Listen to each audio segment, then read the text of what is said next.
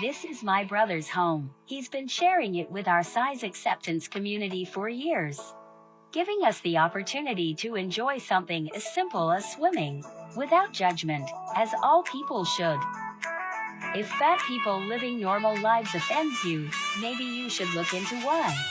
Bullying of anyone who doesn't look like you is something that needs to end now. Instead, let's celebrate our diversity, love your body, and let me love mine. Fatphobia, body positivity movement, fat acceptance movement. These phrases are just projections. Psychological projections, I might add, where one's fears and insecurity leads to a high level of anxiety to where a person puts that insecurity onto you so that they won't have to deal with it. It's kind of like a defense mechanism to avoid outward shame. Same thing they do, with homophobic, transphobic, xenophobic, and on and on and on. I mean, just in that TikTok video, they said if fat people live in normal lives offend you, maybe you should look into why.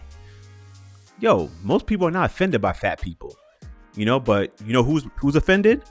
Or most fat people, because they feel uncomfortable at their current state of obesity, especially women, which is very unfortunate because, like the whole transgender and feminist movement, the fat acceptance movement, it also uses women as pawns by lying to them that it's society's fault for the way they feel due to their weight, that the constructs of society is wrong, and that society needs to change. We know society isn't going to change, at least not overnight. So what's done in replacement? You create a delusional area called a safe space or a safe place to pander to this type of living, like on social media with TikTok and Instagram. A great example is right there is the guy who created the TikTok account, BBW Paradise, that I played at the beginning of this video. He not only created a safe space online, but he also created a safe space physically, as he invites numerous plus size women to his home in Las Vegas to celebrate his love for BBW. I mean, he even had them come to the house to make a rap video. Know you wanna party with a fat bitch, even though in comments you're like cap bitch. Time you spend with me will be time well spent, and if I get on top, I'm leaving a dent. Know you wanna party with a fat bitch, buy me diamond premium name brand chips. Time you spend with me will be time well spent, and if I get on top, I'm leaving a dent. I'm a big bad, big butt, big dreams baddie. 2 minutes with me and you'll be calling me daddy. Might not pass the presidential fitness test, but notify your next of kin, I'll put you to rest. Whiny little dude say, I'm concerned for your health. Think about my back rolls while they're touching themselves. They comment, I legitimately thought this was John Candy. Then whisper my name as they start to get randy. Do you want to party with a fat bitch? Buy me diamond ring and some brand chips. I ain't gonna lie, that song is kind of catchy. And look, there's nothing wrong with to like a plus size woman, as apparently this guy does. However, he may have loved them too much as he got hit with a Me Too lawsuit from these heavy-set baddies. But people have to first get to the root of the issue. Why being fat is looked down upon. We all obviously know why, and that's what's being avoided. Because it's a hard reality, and that reality is self-discipline. Look, anything that leads to the path of least resistance tends not to be respected. Being fat is obviously much easier than being in shape. We all know that. Because being fat is a path of least resistance as it plays into one's unbridled pleasure of eating, wherever they want, whenever they want. And on the flip side, being in shape requires discipline and at times a rigid training schedule. Think about it. I mean, most men are attracted to women who look curvy and fertile and very proportionate, kind of like a soda bottle. And most women are attracted to men that look like they can, protect, which denotes, man having muscles. Both sexes are hardwired this way. Now, that's not to say that if you're in great shape, you're not susceptible to some type of ailment or disease later in your life. Same as if you're fat, it doesn't mean that you're guaranteed to have a bad health. But to be successful in life, you have to play the probability because you can't always control the possibility.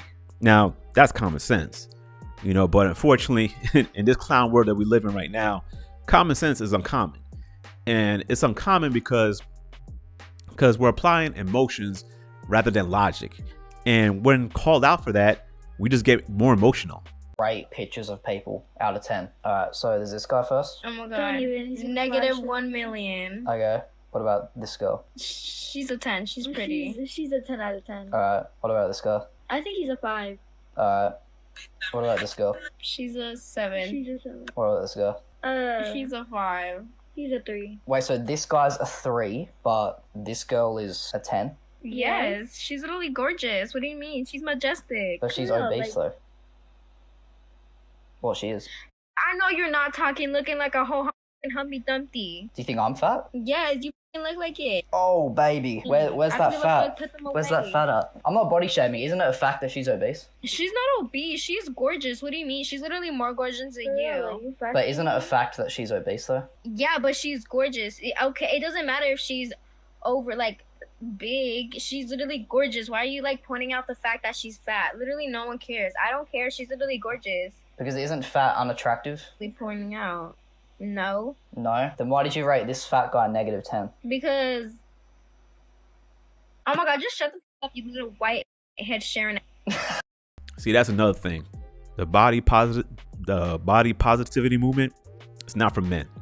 So any of you fat guys that are upset about this, all I can tell you, bro, do some push-ups. But the way the young lady responded in this video just gives more credence that the whole fat acceptance ideology is false.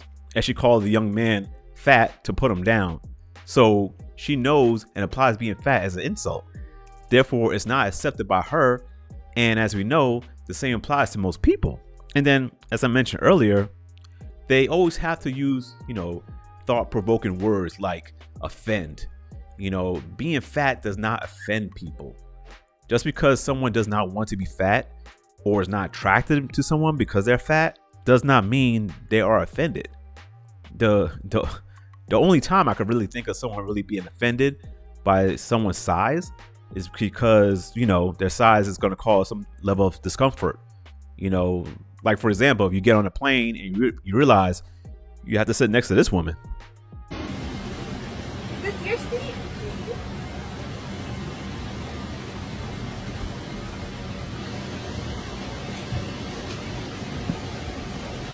Now that's beyond offensive. That's almost deadly. So look, fat phobia is just shaming language used to protect a person's insecurities with their body image. I don't care if it's from Lizzo, Tess Holiday, or the model Ashley Graham, who I actually find very attractive. To me, she isn't fat, she's just, voluptuous. Think about it. If a person was secured, would they even be offended by being called fat? So maybe we should address the person's insecurities and not trying to change society. Otherwise, we're not only accepting people the way they are, but we're also accepting, bad things that come with it, like hypertension, diabetes, heart disease, infertility, and basically we're accepting an early death. So being fat phobic is actually a healthy and positive attitude to have. Don't allow them to disgrace you for wanting to be healthy. Look at what they try to do to the singer Adele. She lost weight and she still got shamed. I tell you, you can't win with these miserable people. So don't even try. Another phobia I thought of, but is not healthy to have, is a fear of the cops. We should not be afraid of the police, but we should know the laws and rights when interacting with them. That education will get more people not to go with the whole defund the police rhetoric, which has now turned into criminal justice reform.